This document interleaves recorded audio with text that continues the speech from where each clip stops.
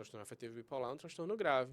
E aí, às vezes, o diagnóstico vai ficar só no transtorno afetivo bipolar, e quando se estabiliza o transtorno afetivo bipolar, e vai se investigar se você tiver um profissional atento, como você diz, minucioso, mais cuidadoso, e for atrás de detalhes, pode encontrar de base esse adoecimento, mas aí o tratamento já não vai ser mais farmacológico, vai envolver tantas outras coisas.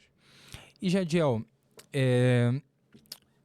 a pessoa ela vai ser refém da genética dela, né? Porque você disse basicamente que o TDAH, a pessoa que sofre com TDAH, tem algumas áreas do cérebro dela que não são tão evoluídas, que não conseguiram evoluir, vamos dizer assim.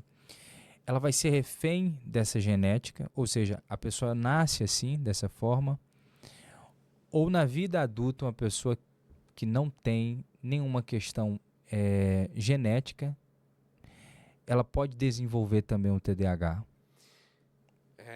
Primeiro que não vai se desenvolver TDAH na vida adulta. Você pode descobrir na vida adulta. Mas faz parte do diagnóstico que quando você é adulto vai descobrir o TDAH, eu como médico clínico psiquiatra, profissional que atenda, eu preciso provar que você tinha isso antes dos 12 anos de idade. Ah, Jadiel, mas eu não lembro nem o que eu comi ontem. A gente não tem como fechar um diagnóstico, certo? Primeiro ponto. Preciso saber, é critério diagnóstico, que tudo que você tem de sintomas, ou pelo menos os sintomas do TDAH, esses critérios também estavam presentes antes dos 12 anos de idade. Tem um pai, tem uma mãe que pode ajudar, ótimo. Mas se a gente não tiver, teoricamente, a gente vai ficar ali sempre suspeitando o que é, mas não pode bater martelo.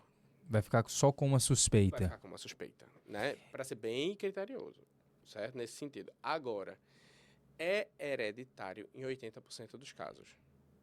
80%. Eu não estou falando de genético, estou falando de hereditário. Passa de pai para filho, de mãe para filho.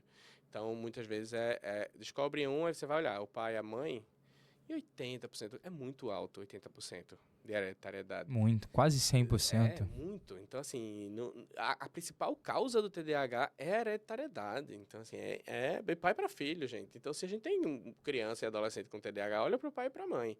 Eu sempre digo isso, olha para o pai e para a mãe, porque alguém ali passou despercebido nessa vida. Mas aí eu respondo a tua pergunta aí. Essa pessoa passou despercebido e chegou onde chegou. Então, você não é refém do TDAH. Como eu falei antes, com esforço, o TDAH chega.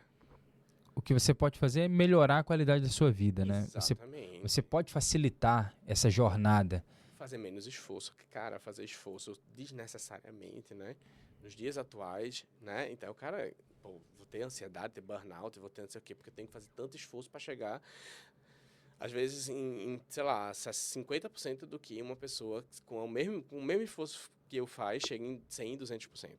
Então, é sobre Agora, isso. Jadiel, hoje em dia se fala muito sobre a questão da tecnologia. Sim. Né? Não, eu adquiri TDAH por causa da tecnologia, porque eu usei muito o celular. Já vi várias pessoas falando isso, inclusive. Às vezes na internet tem muito isso. Não, eu comecei a ter TDAH tem 2 anos, porque comecei a usar muito o celular, muita informação chegando até mim. Isso é um mito. É um mito. É um mito.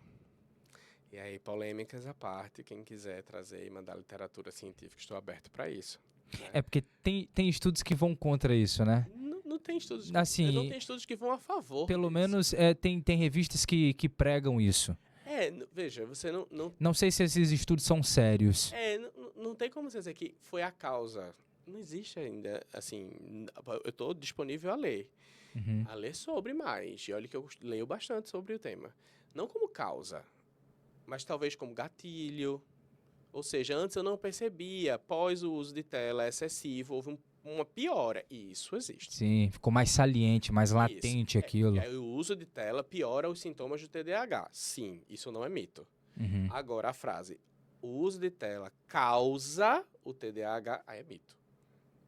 Agora, que piora o sintoma do TDAH? Sim. E aí você usando mais tela, e aí a gente pode fazer toda uma leitura biológica disso, e social disso, pode fazer com que o sintoma fique mais evidente. Pode agravar aquilo que você tinha. Você tinha, não era tão percebido, aí veio a pandemia, inclusive, né? Você fala de 4 anos para Sim. cá, e aí a gente pega um marco histórico, né, mundial, e aí houve um agravamento desses sintomas. Mas dizer que foi isso que causou, não é bem por aí, porque pelo próprio manual diagnóstico, isso existe desde as fases iniciais da vida.